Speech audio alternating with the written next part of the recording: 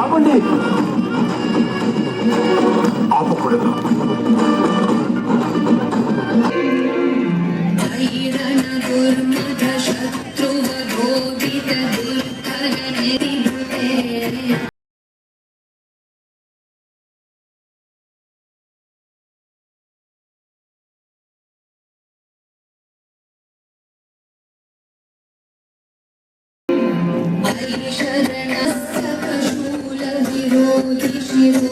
అలాగే ఈ సమాజము బతికున్నట్లయితే మా ఆటలు సాగవు.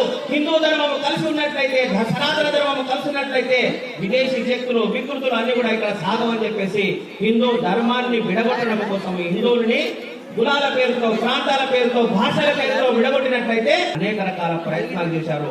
1 సంవత్సరం కాదు, 2 సంవత్సరాలు కాదు, గత 1000 సంవత్సరాలుగా ప్రయత్నం చేస్తూనే వస్తున్నారు.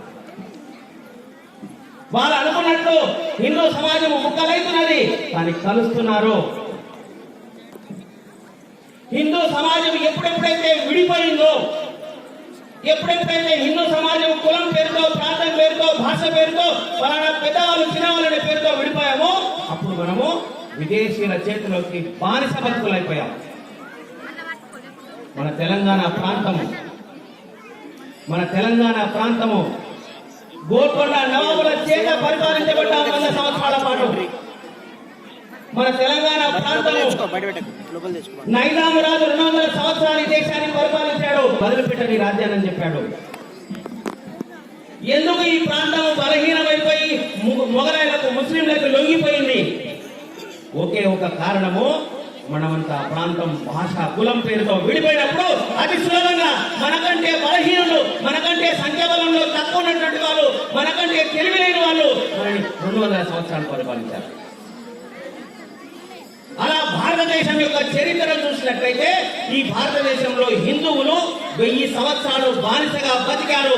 ఆ 1000 సంవత్సరాలు బానిసగా బతకడానికి కారణము విదేశీయులు వచ్చినటువంటి విదేశీయుల యొక్క శక్తి, సామర్థ్యాలు, శౌర్య పరాక్రమాలు కాదు, మన యొక్క బలహీనత కారణంగా ప్రాంతం పేరుతో విడిపోయిన కారణంగా 1000 సంవత్సరాలు సంపూర్ణ హిందూ సమాజ సంఘటన. హిందూ సమాజం బలహీనము కాదు అని చెప్పి ఒక వ్యక్తి నిలబడ్డాడు. ఆ రోజు 100 సంవత్సరాల క్రితము హిందూ సంఘటన చేస్తుంటే అరే గవార్ అని పిలిచారు. గవార్ అంటే పిలిచేవాడు అని అర్థం. ఇంటి పేరు ఎడిగేవారు, నన్ను గవార్ అని పిలిచారు. పిలిస్తే బాధపడలేడు. ఆయన చెప్పాడు, ఈ దేశంలో హిందువులు ఎక్కడ ఉన్నారా అని అన్నారు. అంటే డాక్టర్ చెప్పాడు, హమ్ కహ రహే ఏ హిందూ రాష్ట్ర హే, హిందూ రాష్ట్ర రహేగా అని చెప్పాడు. ఒకడే నిలబడ్డాడు. హిందూ అని చెప్పుకోవడానికి భయపడేటువంటి సమాజంలో ఒకటి నిలబడి హిందూ సమాజం సంఘటితం అవుతున్నది, సంఘటితం అవుతాది అని ఒక విశ్వాసంతో పలికారు. మన హిందూ సమాజంలో అత్యంత ముఖ్యమైనటువంటి ఏమిటంటే విశ్వాసము. తన పైన తనకు విశ్వాసము, తన సమాజం పైన తనకు విశ్వాసము, తన ధర్మం పైన తనకు విశ్వాసము, తన భగవంతుడిపై తన విశ్వాసము. ఈ విశ్వాసం ఉంటే ఏ మ్లేచ్చుడు మనడేమి చేయలేడు. ఆ విశ్వాసాన్ని నింపే ప్రయత్నం హిందూ సమాజంలో చేస్తున్నది. దానికోసం హిందూ సమ్మేళనం. ఒకప్పుడు హిందువులు ఇలా పరిస్థితిలో ఉన్న సమయంలో 100 సంవత్సరాల తర్వాత హిందువులు ఎలా అయ్యారు? హిందువులు సంఘటితమవుతున్నారు. హిందువులు బలహీనులు కాదు. ఈ రోజు హిందూ సమాజం సంఘటితమైనటువంటి కారణంగా ఆ రోజుల్లో ఉన్నటువంటి రాజకీయ నాయకులు కావచ్చు, పుర ప్రముఖులు కావచ్చు, మిగతా వాళ్ళు కావచ్చు, నన్ను హిందూ అనకండి, గాడిద అనండి, కానీ హిందూ అనొద్దని చెప్పారు. నేను యాక్సిడెంటల్ గా హిందూగా పుట్టానని ప్రకటించాడు మన మొట్టమొదటి ప్రధానమంత్రి. నేను ప్రమాదవశాత్తు హిందూగా పుట్టానన్నాడు. కానీ ఈరోజు 100 సంవత్సరాల తర్వాత అనేక మంది ఇక్కడ ధార్మిక ఆధ్యాత్మిక సంస్థలు, అనేక స్వచ్ఛంద సంస్థల యొక్క కృషి కారణంగా 100 సంవత్సరాల్లో విరాట్ హిందూ సమ్మేళన వచ్చినటువంటి భగవద్బంధువులందరికీ కూడా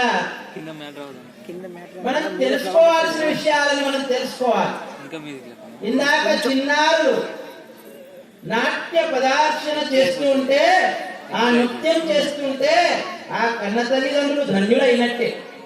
ఆ శరీరంలో ఉత్తేజంతో రోమ రోమం కదిలి వారి యొక్క శక్తిని మన ముందు ప్రదర్శించిన ఆ గురువు చెప్పిన చిన్నారులకు కూడా ప్రత్యేకంగా మేము హరిహర పుత్రుని యొక్క అనుగ్రహం ఇంకా దాండవత్వంలో మన ధర్మానికి వాళ్ళు ముందుకు రావాలని చేసేవారికి ఏది ఎత్తి చెప్పి వాళ్ళు చాలా మంది ఉన్నారండి. ఇది కాదని మన ధర్మం. తాము పరిస్థితులను తరింపజేసేదే మన సనాతన ధర్మం. ఇప్పుడు ఇక్కడికి ఇంతమంది వచ్చారు. హైందవ ధర్మాన్ని చాటి చెప్పడానికి హిందూ సమ్మేళన కోసం మనమంతా వచ్చి కలిసి వచ్చామే. ఇది ఏ కులం అంటావు, ఇది ఏ మతం అంటావు? మనది ధర్మం, మతం కాదు. అది ఒక మతంగా మారుతుంది. కానీ హైందవ ధర్మం హిందూ ధర్మం. ఇది ధర్మ సంస్థాపనాధ్యాయ సంభవామి యుగే యుగే అన్నారు.